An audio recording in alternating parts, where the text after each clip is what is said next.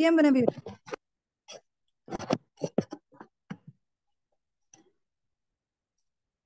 Am I audible? Yes. Cool. Starting my speech in 3, 2, 1, and go. I want to start with saying that this is our support motion, which means we support de-dollarization as it's happening in status quo. What does this look like? This looks like countries going in and diversifying the amount of currencies they trade in. What does this look like? This looks like say rupee ruble system where you are able to trade with Russia in just like using rupees and ruble. We think this is what's like generally happening. That's what the context slide wants to refer as well. I think this is where we're able to actually get a lot of this is the actual counterfactual where you're having this. If somebody has a problem with this, I'll take a clarification after the first minute. But then we think there are like three major impacts of this. Three major things we're going to run on in OG. One, we think this gives countries policy independence to go ahead and pursue whatever they want, giving them more independence in whatever they want to trade, and actually like utilizing these policies to their advantage. Secondly, I think this is going to give them like large stability. Thirdly, with the control of US and why that's going to be generally bad for people in general. First thing I want to do here, I'm going to explain and talk to you about why policy independence and how this reliance on dollar like led to have like dependence on like say Fed for policy making. If anybody has a clarification, I can take right now. Cool. Seeing none, this is a counterfactual. Go. Look, for stability purposes, you need to have a common currency that you can hedge upon because it's not volatile. Look, I asked for it doesn't matter. I asked for a clarification. Screw you. Anyways, here's the deal. Policy independence. I'm going to talk about policy independence and why this is going to work. First thing I want to note is how exactly you became dependent on the dollar. The dollar is the single most used currency, and this was started at like 1960s and whatnot. At a point in time when US was the primary economy, and that doesn't people relied on dollar, every exchange in the world was done through it. At a point in time when this happened and this became a standard thing across the globe, people don't trust in other currencies, which means you ended up having the dollar even without the gold standard, and the gold standard was the point. People just believed in the dollar and people kept doing it. At a point in time when it kept going on and on, people became dependent on the dollar even when there's no actual value attached to the dollar as such. There are like multiple impacts on why this dependence is bad. But firstly, I want to note what does this reliance look like and why what does this reliance look like? This means that in order to if you're trading solely with the dollar, and this is what you're using throughout in international trade, that means you're reliant on the policy of like Fed. What do I mean by this? If Fed goes ahead and increases interest rate, that means dollar becomes a lot more expensive, which means for me to trade with Saudi Arabia, it's a lot more expensive to buy the dollar and buy whatever Saudi currency is. Which means if I increase the rate to make it, if I increase the increase rate, and if I don't increase my interest rate as India, I probably am losing out, right? Which means I have to go ahead and like match the interest rate and go ahead and do the interest rate as well. But the second thing I want to note is that when economies use dollar as a significant currency, they go ahead and have a lot of bonds and significant amount of money like hedged on the dollar, which means you're fully reliant on whatever policies they make, which means if you in order to match these things, you necessarily have to go ahead and do whatever Fed does to not be on the losing side of this.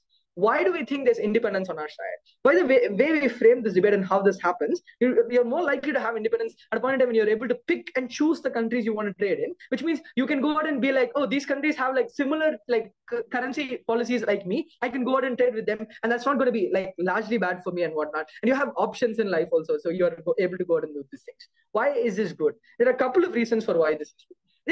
I think at a point in time when you're able to like ensure that you have the same interest, which means if I have to devalue my currency to increase increase imports, I can go ahead and do that. I can do that with the country where I'm trading with. I know that their monetary policy is not going to fuck me over. At a point in time when the whole world is reliant on the dollar, you're necessarily like reliant on like say US as such. I think this is the first impact of like say why you have like ability, you're able to choose these things. But then secondly, I know what Sai is going to say. Oh, these countries, these developing countries don't know what the fuck are they doing. I know it's better that the US does it. There are like multiple reasons for why developing countries are a better actor on this. One, they have electoral incentives, which means they need to go ahead and ensure that their people get the best trade deals and whatnot, which means they at least need to, for their own, that we get the best trade deals for people and whatnot. But then secondly, I want to note is that it directly impacts their like the people in powers growth of whatever they experience and whatnot, which means it's better even for like say authoritarian regimes, because if they're not under the control of US, it's much better.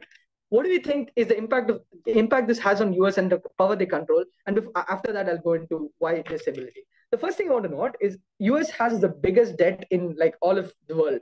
They go ahead and don't pay this debt because everybody is reliant on the dollar, which means they can just be like, hey, I will pay back, but I have to print US dollars to pay back, which means it will devalue this currency. This is why even when China has a lot of like US debt that they need payback, they don't necessarily end up asking for it because they let this go. I think this US debt is fundamental for their population to go ahead and have the highest quality of life, because like this is where they're able to leverage like all other countries. I think this comes at the expense of like say other countries, and that's where it becomes a problem. And the way they do it. The second thing I want to note is that it becomes fundamental in explaining, it's fundamental in exercising US like foreign policy tools and whatnot.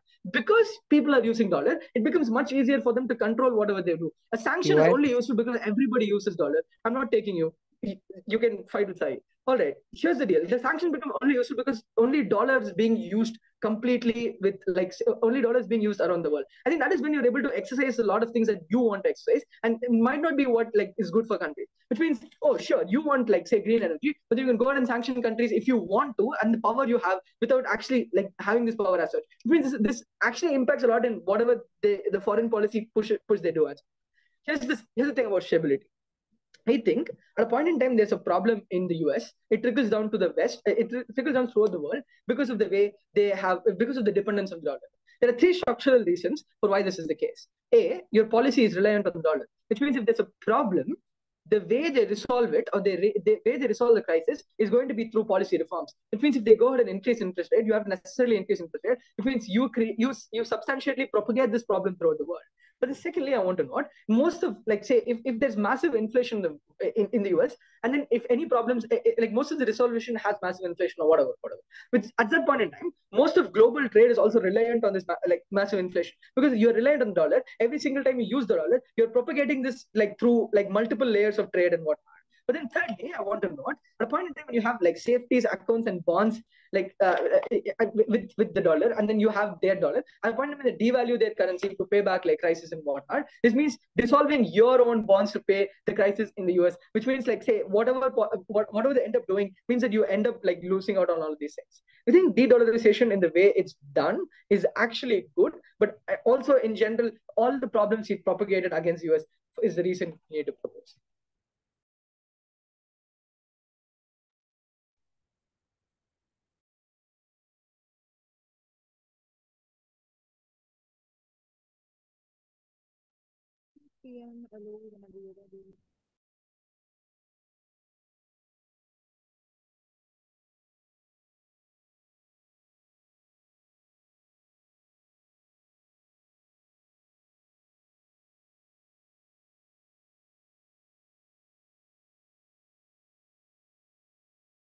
Sorry, I can't tell if I'm audible, but hello, whenever you're ready. Your voice is too soft to hear.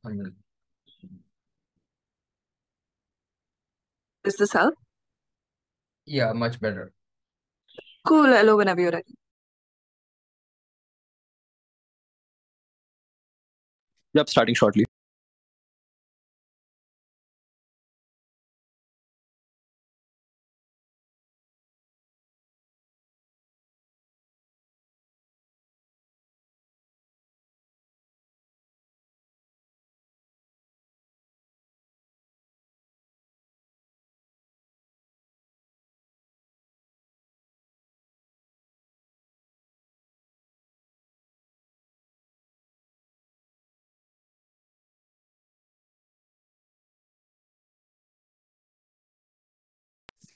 Hello.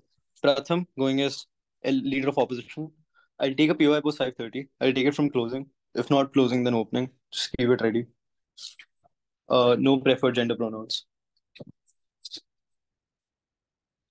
I'll start in 3, 2, 1, go. Let's just start. What is the major chunk of case from side government? They say that it's good to have your eggs in multiple baskets and it's good to have a diversity of currencies. The problem with this is that they don't ever prove to work in the long term, and they don't ever prove why countries have incentives to opt in or reasons to opt in insofar as stability is not guaranteed. Because just because you have your eggs in multiple baskets, if all of them are dwindling returns and if all of them are unreliable, there's no point of having diversity. There are multiple reasons for that. Sharon might believe that it's good to have your it's good to have multiple kinds of reserves and have multiple currencies. The problem with this is that if you have multiple currencies, the value of those currencies and the value of reserves is dependent on as many variables and as many situations in those respective countries. So your values, the value of your reserves and the value of the currency that you have is prone to more shocks. This looks like probably worsening of bilateral relations, because even if Sharon believes that I work on trust with another country and they won't fuck up their monetary policies, or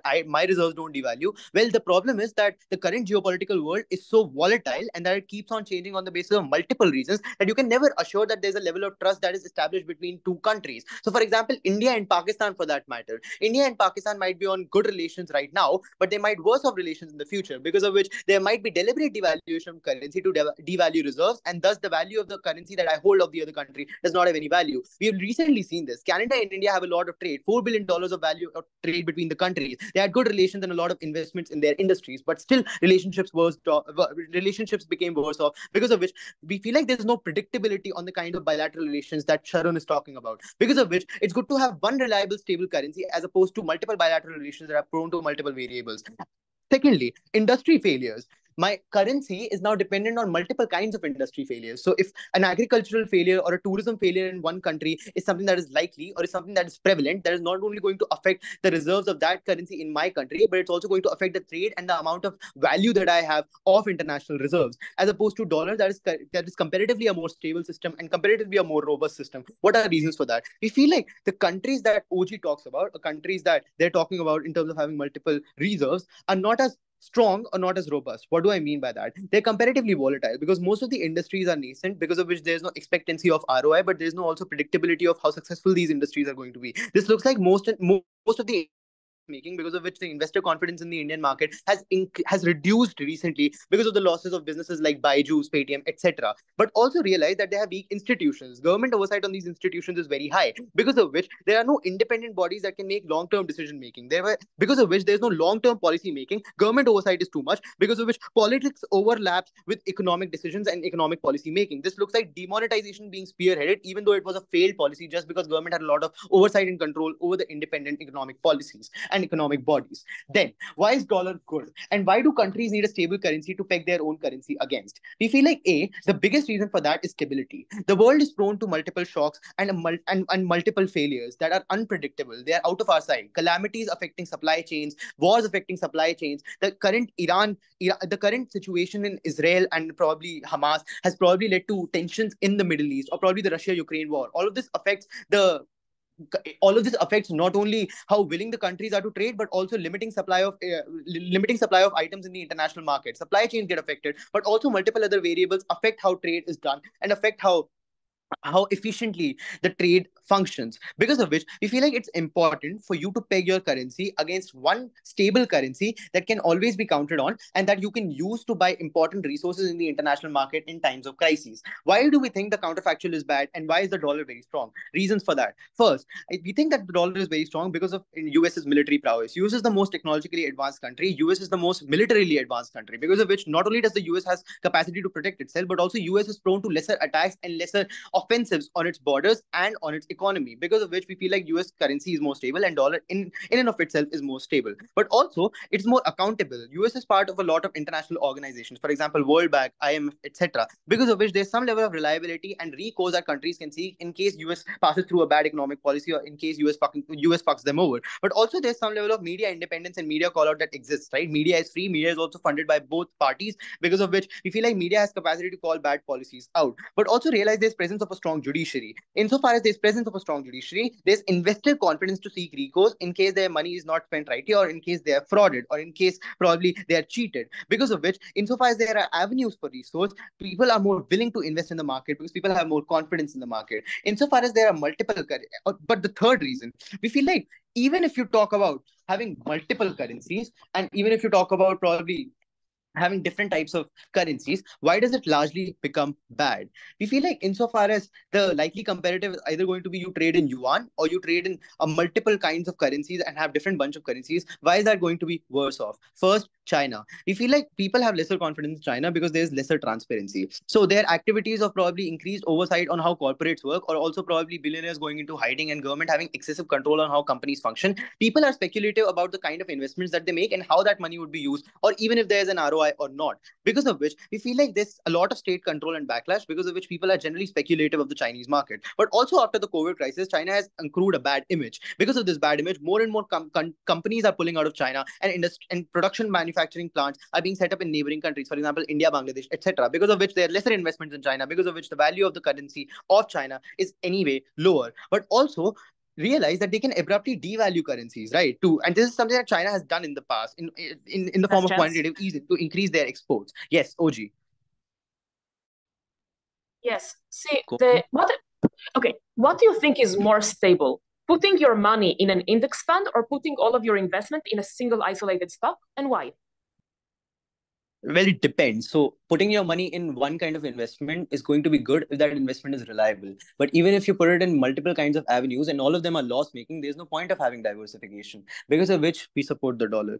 But also realize what is going to be the impact of having multiple currencies or even having yuan. We feel like the value of yuan can not only be abruptly changed and can probably increase and decrease without any sort of prior information given to the investors, because of which we feel like this is largely going to be detrimental, because the confidence in the currency is largely going to decrease, and the investor confidence itself is speculative. But also realize that transaction cost is going to significantly increase. What do I mean by that? It's not like the entire world is going to change to yuan. Most of the countries still trade in dollar, because of which not only will you have to have frequent conversions of currencies, or probably different kinds of conversions, or depending on which kind of country you're trading with, because of which transaction cost and the conversion rate is something that is largely going to increase. This is something that the brunt of which is going to be faced by medium level traders and medium level businessmen, which already work on very thin margins, because of which they are going to be adversely affected. But also realize you will cut off from SWIFT, a reliable system that has been tried and tested. There's no comparative precedent for that, and there's going to be increased spying because of like Russian and Chinese government oversight. An impact on politics is going to be run by science. So very proud to oppose. Thanks, LO DPM, whenever you're ready.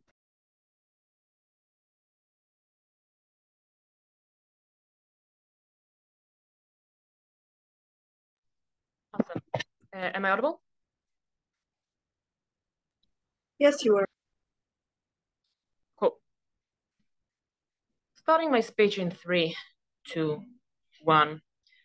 One observation of the top. OO effectively concede within the entirety of their case that the de-dollarization reduced reliance on the dollar. How do they concede it? Because if they say that when we have less dollarization, it's when we also have less accountable governments deciding, and we have economies that are less stable because the Indian economy is less stable to investors, but they trust the US economy. All of their advantages are reliant on a premise that the Fed now indirectly controls the rest of the global order, that the dollar is now associated directly with the rest of the economy. If they are going to try and contradict and say that countries do not have reliance on their side, they are also contradicting the entirety of their case. With that in mind, 2 parts to my speech. 1, on stability, to directly clash OO. 2, on the rest of the debate, or the 99% of times that there's not a massive economic crisis, and why all of the other impacts that went unanswered from Sharon's speech should win even if we were to lose stability, which we won't. Firstly, on stability. Several observations on OO. The first thing they say is that the US is more stable than the Indian market. This is off clash. The trade-off in this debate is not between the US market and the Indian market. Pair the info slide and pair Sharon's characterization. India didn't de-dollarize to change more of the rupee, but rather they de-dollarized to trade more with other actors, with other currencies, like euro, like yuan, like every other currency in the world. Hence, any analysis on why Indian currency is less stable is off clash in this debate. This is not the comparative. Secondly, and why then it is much better to have multiple different currencies that you rely on as opposed to just one. First and most important observation. We hear from OO, but when there are multiple different currencies, it becomes much likelier that at least one of them is experiencing a temporary shock. Correct. Just like when investing in an index fund, which is the most stable investment one can do, it becomes much likelier that at least one of the stocks will have a temporary shock. You know what happens? It cancels out by the existence of all other stocks, or in this case, all other currencies. In particular, it is extremely likely to cancel out for two reasons. One, global crises are not very common. More common are specific individual crises within countries, meaning that when, say, Japan experiences a crisis, usually it would be to the benefit of other countries that can now exploit its disadvantage because now it sells its goods for cheaper, because now it's more reliant on import, and so on. So usually the global market works that when one country loses, another profits, hence likely to cancel out the shocks. Secondly, because we also challenge the premise that the US economy is that fucking stable. Several reasons why most of the global economic shocks in recent years have started from the US. And the single biggest economic crisis globally, we all know, 2008, started from US banks. One, the US hates regulation and fetishizes private markets like it's their favorite fucking kink. This means that they are very fucking volatile because they don't like intervening. This is why they usually have very limited regulations on, say, things like risks or reserve ratios.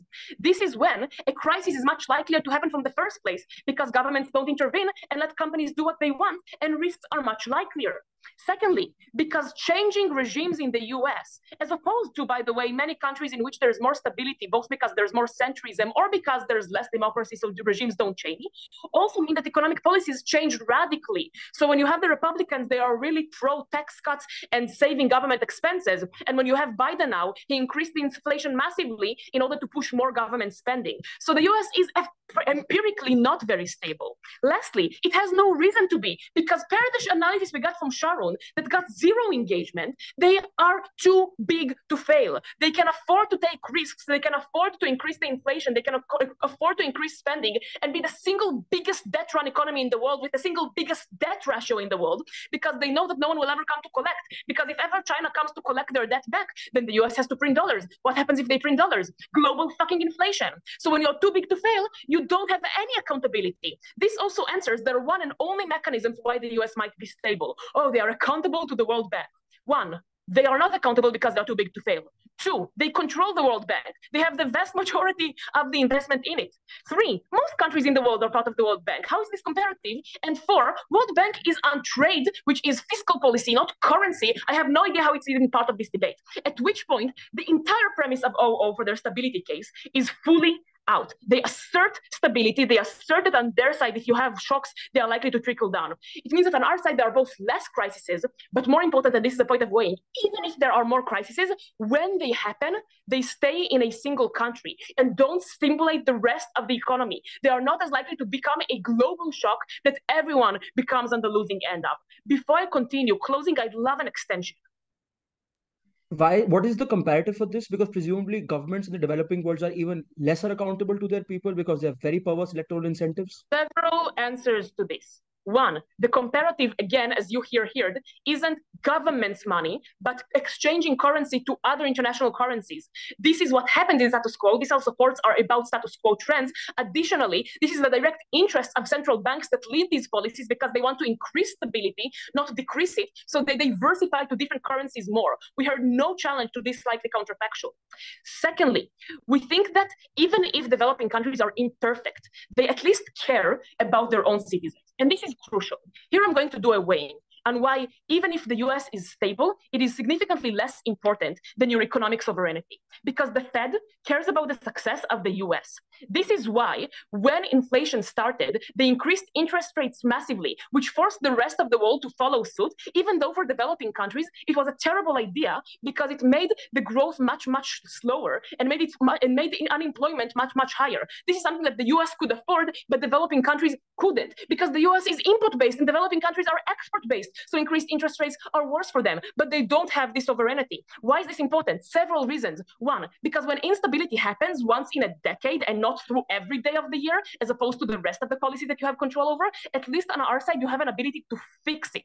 Your ability to control your own monetary policy, to fix instability and to fix crises is taken away when you have to follow the Federal Reserve's policies. Secondly, because it means that the US has massive leverage in every global trade of any form, which means that developing countries throughout times of peace and every time have to be on the losing end. Thirdly, because it means that the exchange ratio for the value of your currency is much worse, because you have to pay much more rupees per dollar, because rupees are worth less and dollar is worth more. And this is where everything is more expensive for you. For all of these reasons, beg you to propose. Thanks, DPM, DLO, whenever you're ready. Hi, give me like 10. Sure.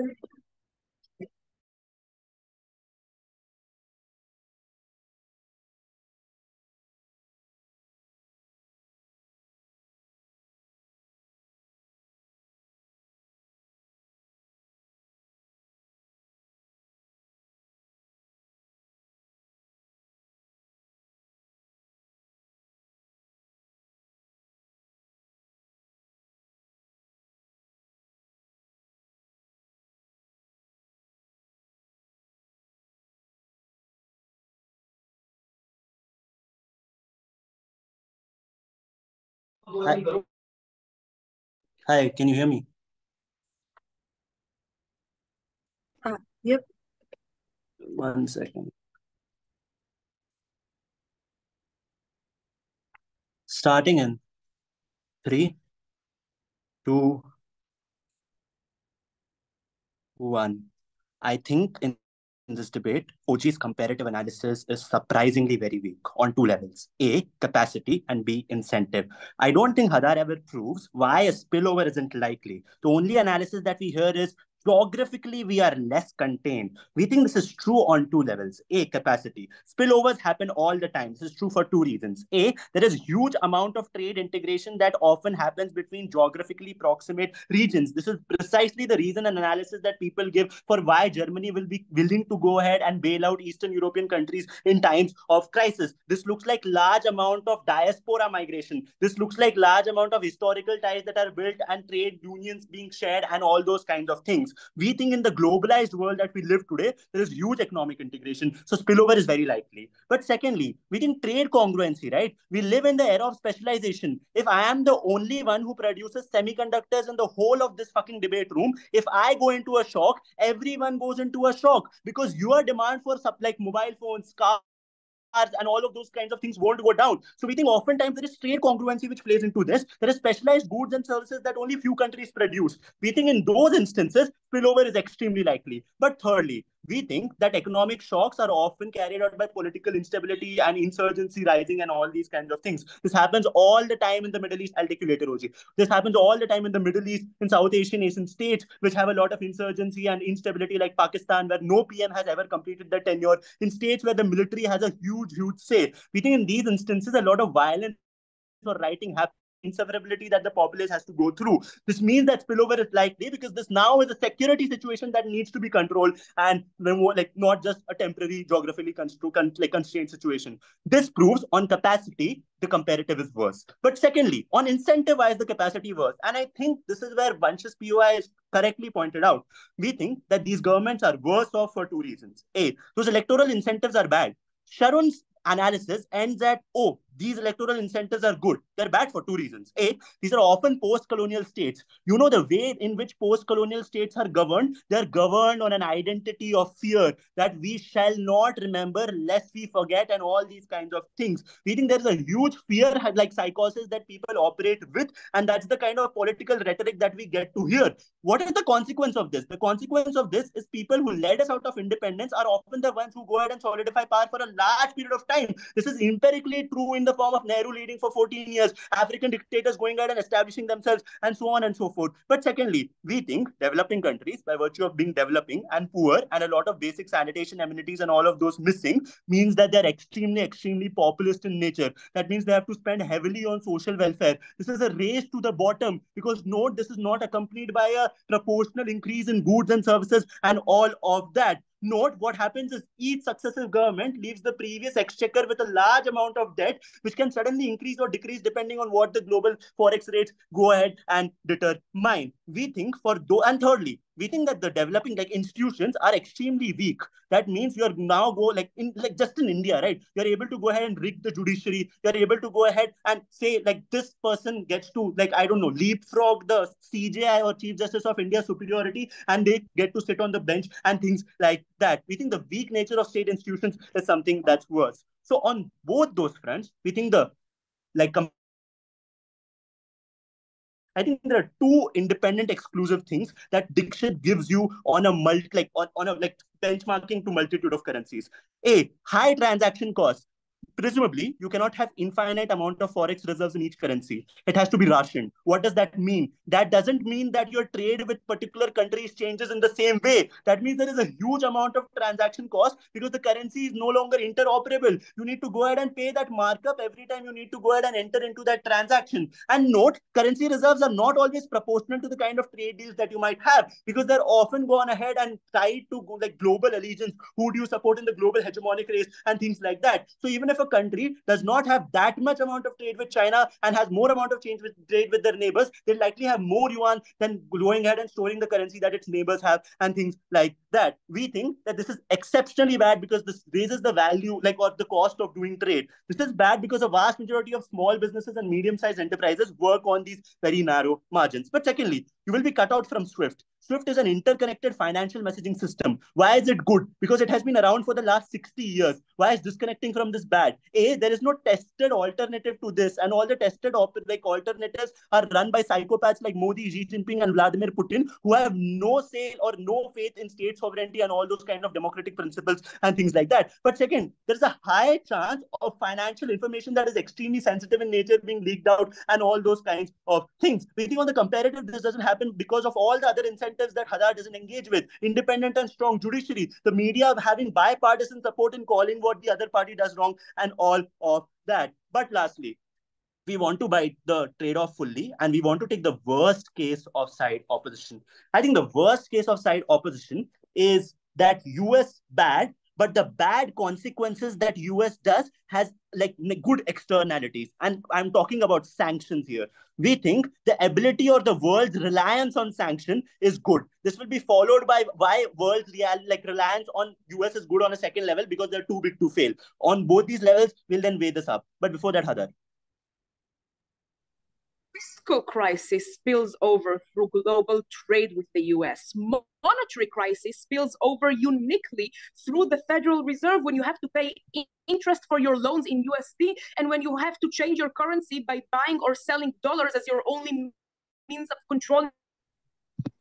Yeah, you're talking about countries where these two things are uniquely and independently detached. Sure, this happens in an Alan Greenspan and I don't know, like Clinton era, but this doesn't happen for the vast majority of developing nations because of how unstable these institutions are and things like that. So fair, we just think on scale, more people are not affected by the analysis that Hadar gives. Two things then. First, sanctions are good. These are not the kind of blanket sanctions that I'm talking about. You sanction two specific things. A, assets of specific individuals like high net worth elites of the Russian state oligarchs, but secondly, long-term investments that dictatorial regimes have made in order to have a huge payout. 50-year bond yields which will mature in 2073, index funds which are going to give return every year, and all those kinds of things. We think the ability to bring dictatorial regimes to the negotiating table like this is immensely high. But secondly, why is US's reliance on this debt good? Because you can do infinite quantitative easing. We think the tried and tested method of getting out of a financial crisis for anyone has to be gone ahead and stimulate the economy. We think there have been numerous instances which have showed that austerity has always failed. We think you can only practice infinite quantitative easing or the virtual infinite quantitative easing when there's a huge amount of cushion that you have. That is what a too big to fail state gives you. For all those reasons, opening up. Thanks, DLO. I believe member Gav doesn't consent to recording. OC, can we please turn it off?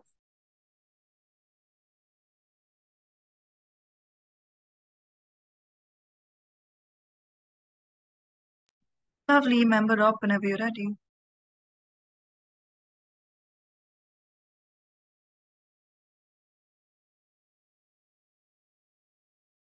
Can you hear me?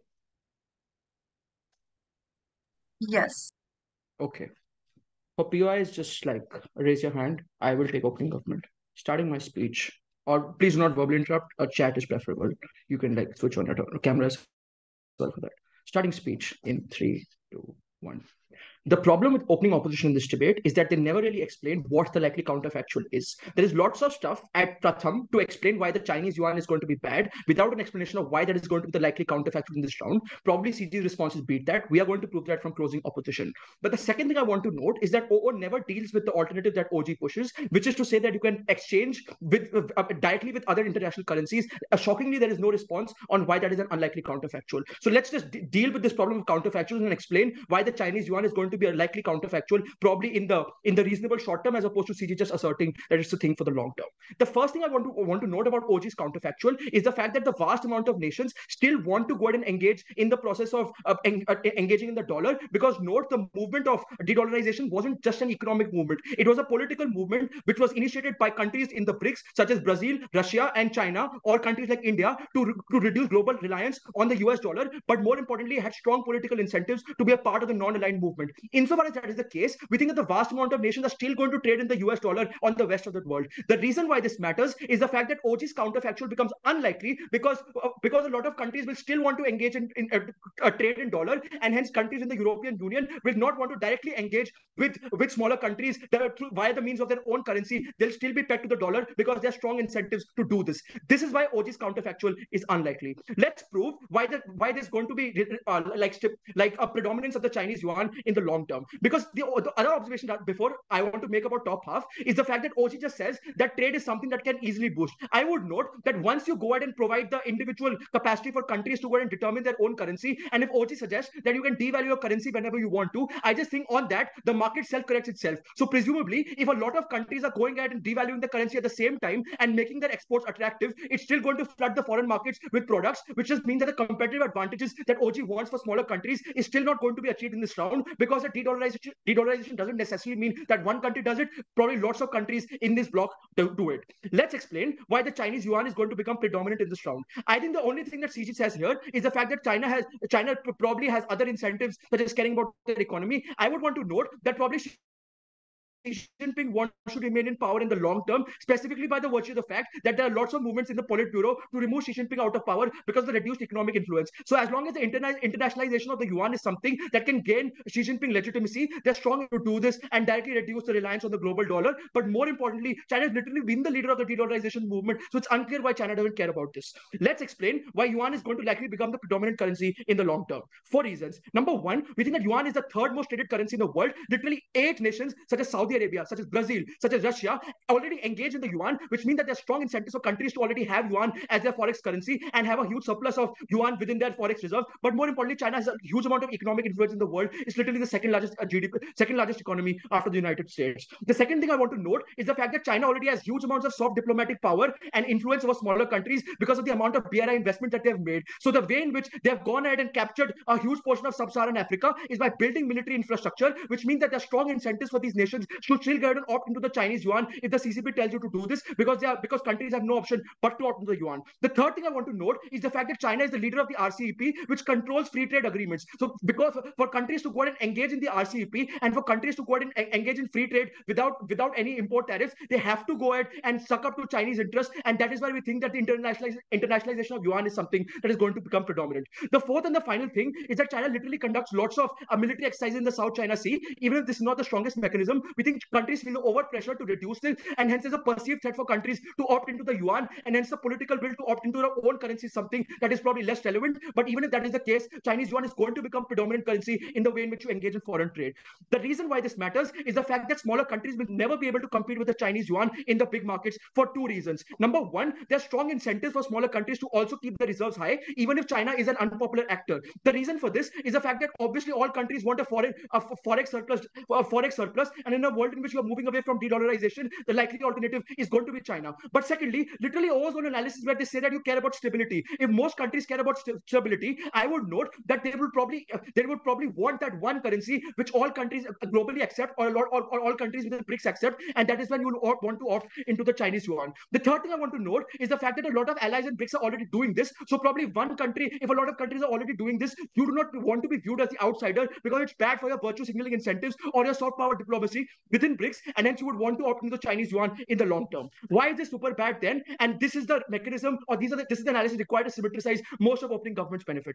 Because the first thing I want to note is that all of the mechanisms on exchange rates are something that is relatively symmetric in this round, presumably because you will still have to exchange in the Chinese yuan, which means that I don't think exchange rates is something that matters. That is why we think that trade in and of itself is less valuable. What is more valuable is stuff such as stability, because stability is a requirement for you to go and engage in sustainable growth of the economy, as opposed to an opening government where trade is not something that is the most reliable thing in this round. Let's explain why US is more stable than China directly dealing with opening government, because opening opposition responses on this are relatively unfair because they don't engage with the comparative. The first thing I want to note is the fact that US is being very careful post the economic crisis. OG can't just say that, oh, because 2008 was so big, US hasn't done anything and it's a financially deregulated economy. I would note that it went ahead and placed economic regulations such as the Dodd-Frank Act post 2008 to make sure that these regulations are in place and the US economy doesn't suffer from the same economic crisis that it did back in 2008. Opening government.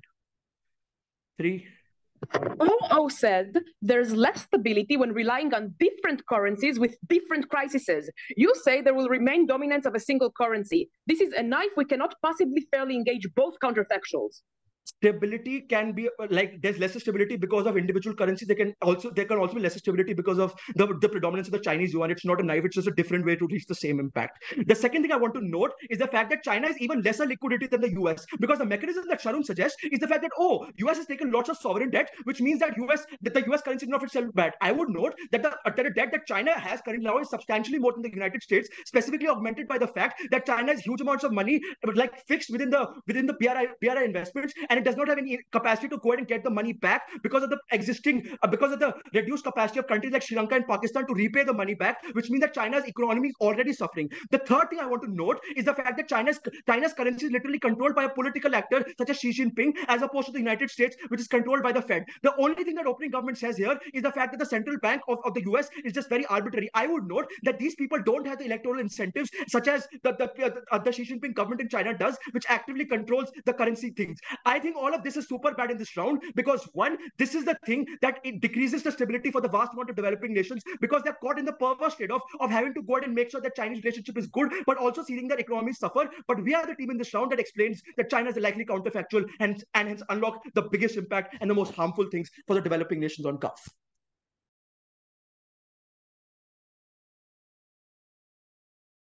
Thanks, member of CUF, whenever you're ready.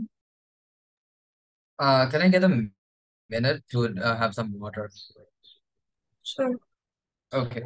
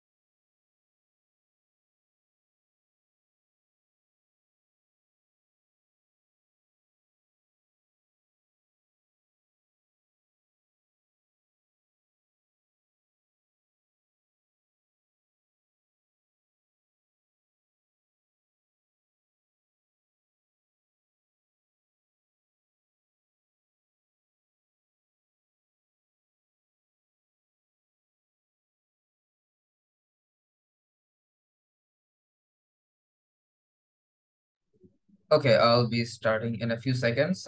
He, him pronouns, PYs exclusively in the chat. Please do not unmute yourself.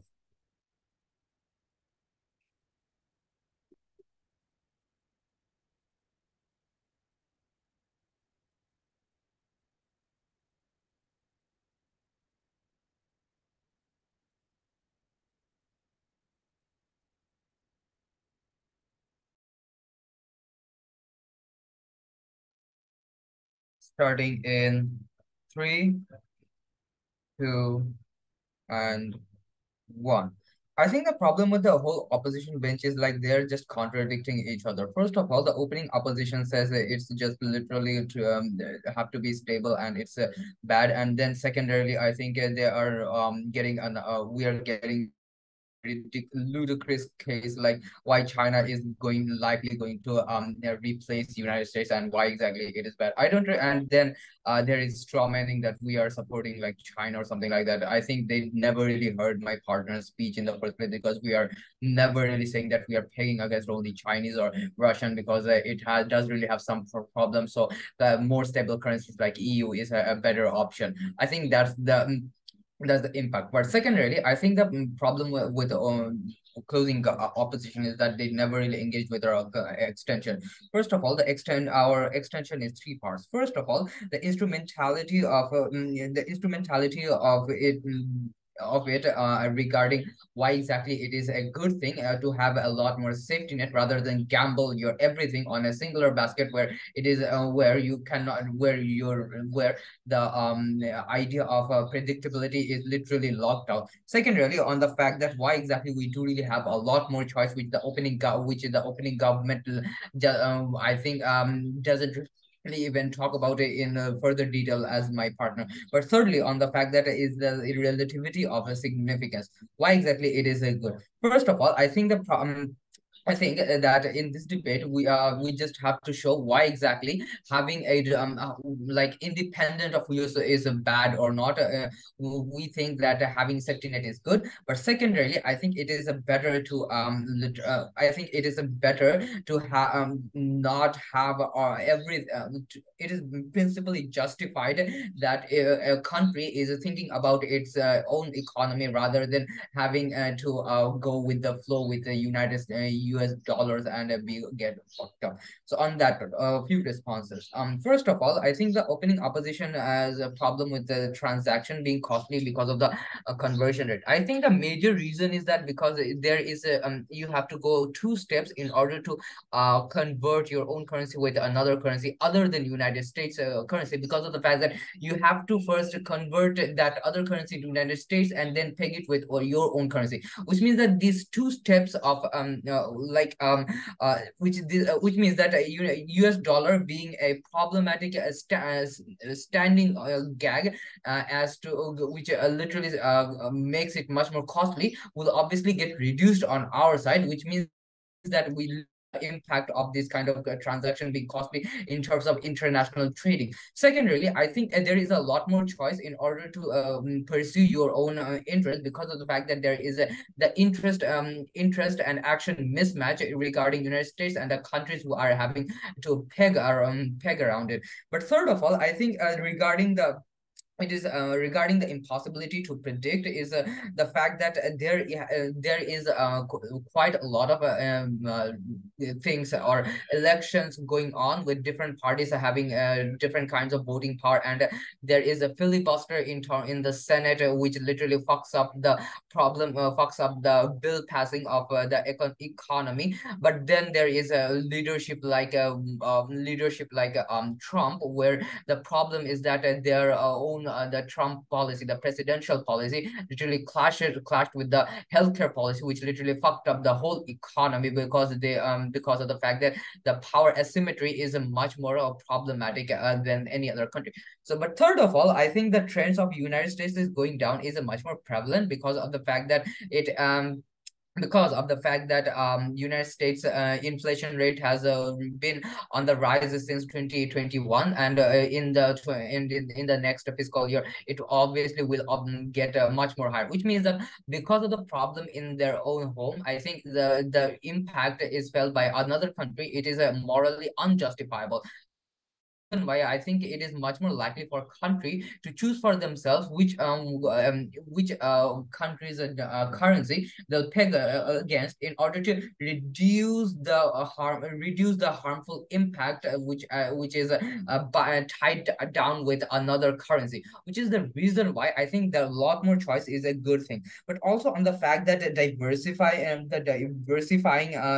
and independent diversifying in order to practice the independent fundamental moral agency, and also the problem with complex internal dynamics regarding propaganda and the political instability within the United States, I think it is better to peg your currency with another country. But also on the fact that opening opposition while loses out, because they say that the state congruence regarding political instability in other countries and populist countries. First of all, United States actually benefits off of war in the and instability in this country, because they can have a lot more leverage in this country.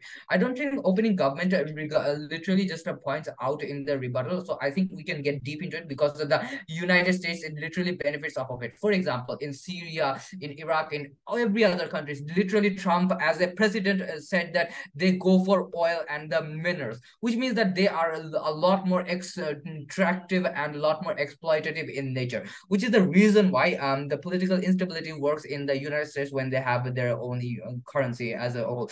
But secondarily, I think the populist countries are literally have a lot more political lobbying and political backdoor dealing with the United States in and of itself. So in terms of accountability, this kind of shady backdoor dealings literally dwindles down the United States' own accountability in and of itself, in order to pursue the global the global messiah of justice in term and also in the financial sector, which means that it is much more highly likely that they are doing bad. But lastly, on sanction is good. Really, the sanction is literally not good. For example, look at what happened in Iraq, what happened in Colombia. Hundreds and thousands of people are suffering because of the fact that their reserves are literally freezed in the United States bank, which means that these kinds of policies literally harms the people you are not really sanctioning, but you are actually sanctioning the commodity towards the non-ordinary citizens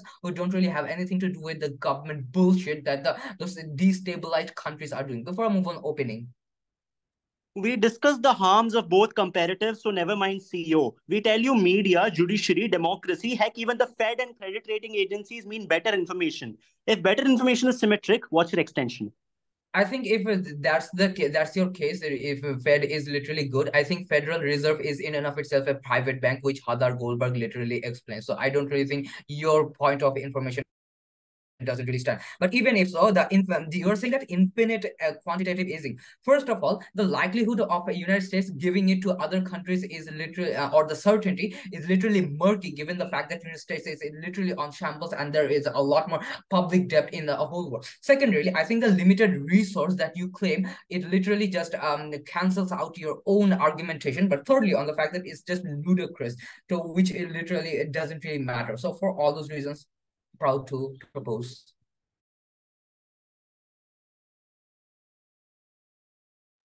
Thanks, Kavweb. Outweb, whenever you're ready.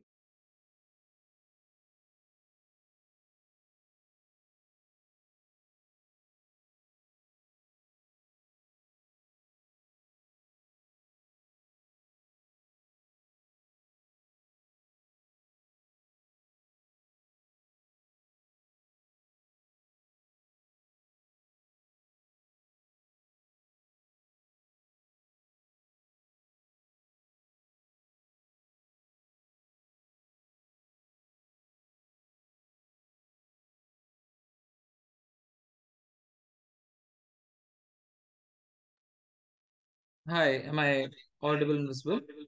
Just a second. Can I get a confirmation for the same? Great. Let me just set up my timer and disconnect the Zoom meet from the other device, because then we'll have an echo.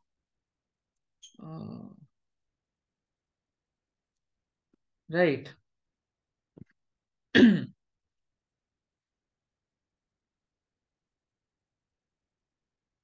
I'm going to start with my speech in 3, 2, 1, start. OO is out of this debate because their idea of stability only functions on the short term. What does this mean? The mechanism they try to employ for this is that they tell me basket fracturing happens. Panel note that argument is incomplete. They do not. Basket fracturing is not the end of the road. What happens after that? Basket fracturing leads to greater instability, which then goes ahead and leads to more destabilization, which would then lead to the rise of the yuan, which is what CO tells you. CO completes O argumentation by bringing new aspects that they completely miss out in terms of what is the likely counterfactual going to be, because I think all houses clearly prove to you that basket fracturing is not where this ends. This story goes to that. But then understand, why is CO the most important team in this debate? Because we're the only team that tell you that what the likely counterfactual is going to be. Because once does a fair job in proving why OG counterfactual isn't the most likely or the most sensible at all points in time. But then notice what are the impacts of our case, right? The first thing is that the yuan is arbitrary. Note, the US dollar is also arbitrary, but the yuan is comparatively more arbitrary here due to the functioning or the parties that control them.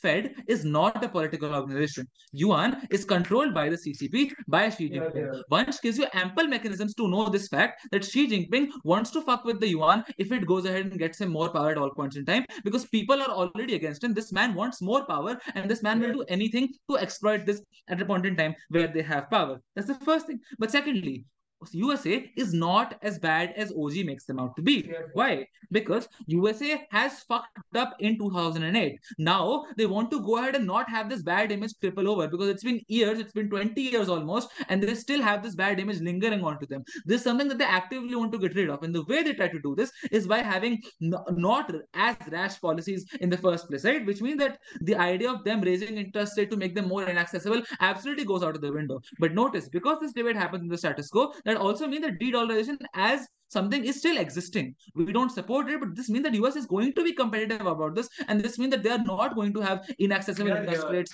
at all points in time. But thirdly is on the idea of how we are the only house that tries to deal with the OG counterfactual when you go ahead and tell you that the Western countries and their economies are generally developed and they're largely linked with the United States at all points in time, which means they don't have the notion of de-dollarization because it doesn't really provide them any sort of stability. At a point in time where the US gets fucked, they also get fucked in the middle, right? At a point in time, that's true. It's largely the Eastern countries that want to de-dollarize, because once clearly proves to you why the inception of this movement was a political one at all points in time. This being political means that you'll have larger buy-in from BRICS. Notice expansion of BRICS is also something that's happening, which means larger pressure on countries for more de-dollarization at all points in time. This means that when countries go ahead and go to BRICS, yuan takes over. Once does fair analysis, I'll try to strengthen that later. But then notice, at a point in time, that's true. OG argumentation on how exchange rates have to be done over and over again because you have to constantly change to one currency is actively true here as well, because now you have to exchange to the yuan for any sort of trade, which means this harm applies symmetrically. How is it worse in the United States is something that governments just had to tell me, but they never go ahead and do that, right? What does this then imply? This implies that the first reason why the yuan is the most likely counterfactual is that market is self-regulating, right? So if somebody lowers their prices, the market is reactionary to that. Everybody lowers prices and they regulate the market in and of itself. Notice how China has the most amount of capital and China has the most amount of control over their currency, but also it has a huge stronghold in terms of it having power over these underdeveloped countries at all points in time, which means if China can strong arm them into taking decisions for them, or strong arm them into, say, acting in a specific way, China probably then goes ahead and has power over them. But then notice, right? The idea is that why do we then take it over closing government before I continue on why Vansh's analysis happens to be the most important?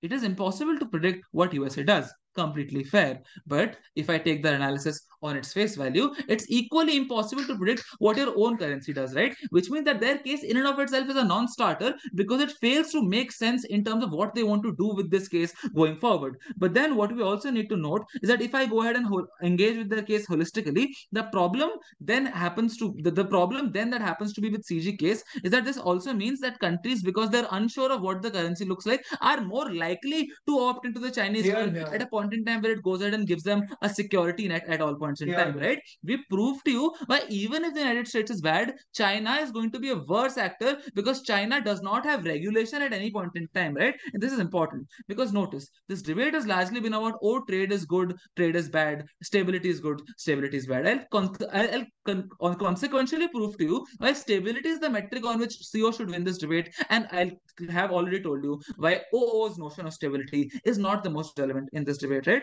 Because notice, stability is a long-term consequence of how your economy has been performing. Trade is that, or that which exists on a short term, which means stability being, say, uplifted, stability being removed or uplifted is something that's bad for the economy in general, whereas trade is just one facet of that, which has come to the fact that you need to have a stable economy for it to sustainably develop and all facets of your economy to be done well. Trade is just one aspect of that. So in terms of, say, general relevance, I think that trade in and of itself is something that has lesser importance than stability at all points in time. But because we have not engaged in POI with CG, I'll take you if you have any. 3.